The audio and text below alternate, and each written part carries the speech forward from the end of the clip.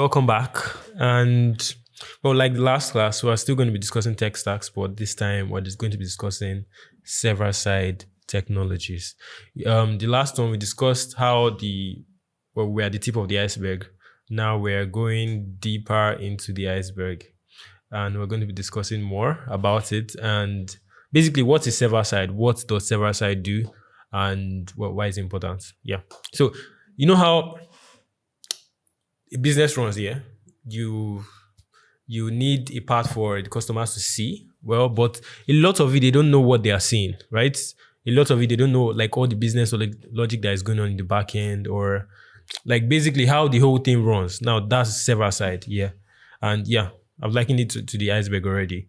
And to make your server side run, you bring in APIs, you bring in your backend, you bring in, well, your servers, and then your cloud. Basically, there are a lot of tiny bits that make this work. And I'm going to be breaking this down and discussing them. Now, first, let's start from the programming languages, yeah, because yeah, you need programming languages to run your business logic. And there are different programming languages. There are different server-side programming languages. There are a lot, actually, a whole lot. Yeah, probably like, I don't know, probably more than 50 or something. I don't know. Different people just bring up different programming languages almost every single day. But anyway, so I'm going to discuss the popular ones. I'm going to be mentioning them.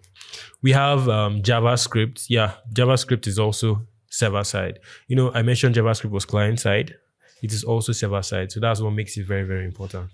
And next we have Python, we have Ruby, we have Java, we have C, we have C#, we have Visual Basic. I'm laughing because Visual Basic is very old. And we have a lot of other languages that they use. And now let's talk about frameworks, backend frameworks. Yeah.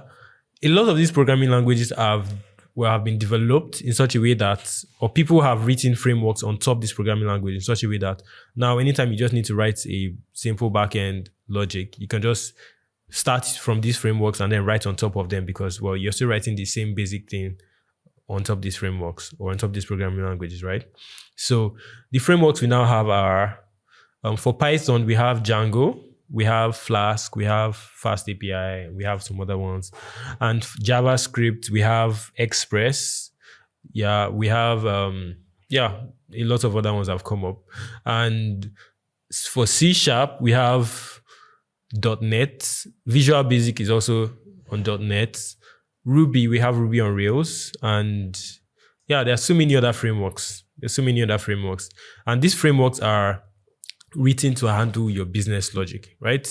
They're written, and this run on a server, right? And that's how they work. And well, next I'm going to mention operating systems. Yeah, because, well, for this to run these servers, you need to run them on an operating system, because, well, you need to put your server somewhere, right? You need to put them on the operating system. You have the Windows, you have Linux. Those are the popular ones. And then, yeah, these are the popular ones actually. And these operating systems usually run on some kind of infrastructure, right? That's where you now bring us to like cloud, right? Servers and load balancing. That's where you now see them AWS, Google Cloud, right? They are running your servers for you. And then they get to, that's where you run your backend frameworks there, you run your front-end servers there, your backend servers, right? You run them on the cloud sometimes, or you can run them like, you can have a whole setup in your office or in your company for that. But then there's downsides and upsides to all those. We can talk about those later. And then we now have monitoring systems, right? Or monitoring technologies, right? That's when you now bring in Sentry and a lot like that. Yeah, that help you know how your servers are performing, right? Your backend, your front end, how they are performing, like what requests are going in, what requests are going out, errors and all those, right? One very good example of a monitoring tool is Sentry. And well, we now have other applications. We now have API services. By API services, I mean services that help you connect APIs, right? And different have come up. They help you connect APIs in different ways so that you can handle specific things that you would like to. We have MuseSoft, we have Zapier, we have there are so many other ones. And we also have business insight tools, right? That maybe collect data from I don't know, whatever data you've collected before, and then they help you analyze this data and, I don't know, derive results or bring out results from them. You have BI tools like Power BI. Yeah, it's a very popular one. And again, we also have behavioral and user analytics tools. Well, this is one that as PMs you probably be most interested in, right? Because these help you make good decisions as a PM, right?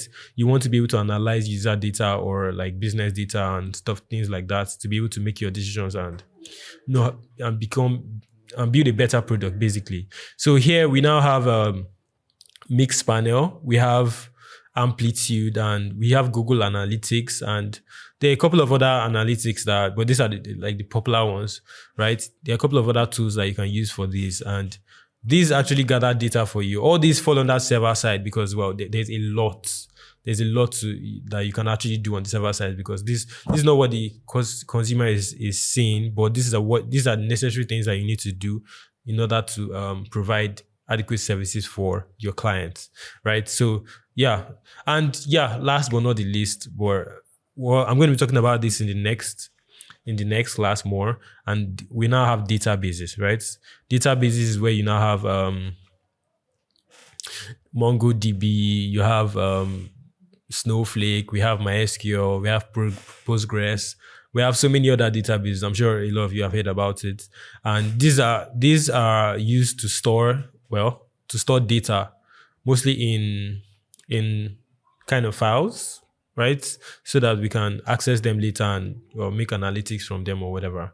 There are different kind of storages actually. Apart from just that, we have blob store, we have block store, and we have file store, right? Now, they are all different types of stores that you can actually use. And we're going to be talking about databases in the next class. And see you in the next class. I have to turn around again. Just hold on.